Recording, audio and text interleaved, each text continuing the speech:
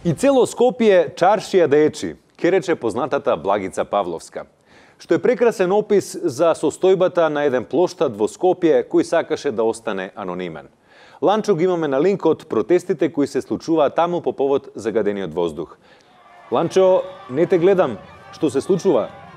Да, и ние би сакале да видиме што се случува во студио. Као што гледате, овде состојбата е очајна. Може да има 7 души, може да има 20.000.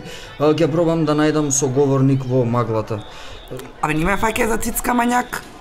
Госпожа, извинете, може ли да зборуваме за протестот? Тргни ја рака да ќе збориме. Е така, кажи се. Заборев што сакам да прашам. Студио? Предлагам да пуштиме нешто друго. Еве, например, бунт за воздухот во Лазарополе. Барањата на жителите ќе ни ги соопшти председателот на местната заедница на Лазарополе, Николче Радевски. Нас тука у Лазарополе државата не смета као граѓани од втор ред и ние сме гневни на тоа. Другите таму дишат воздух, се гушат у Скопје, у градовите и ние не можеме да сочувствуваме со нашите браќи и сестри македонци. Еве, као по 130 години направивме, у просек сите сме толку и не можеме да умреме.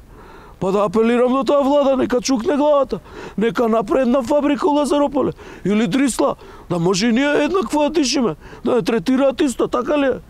Така е. Мики? На овој протест се приклучија и околните села Росоки, Сушица, Галичник, Селце, Тресонче, Гари, Осој,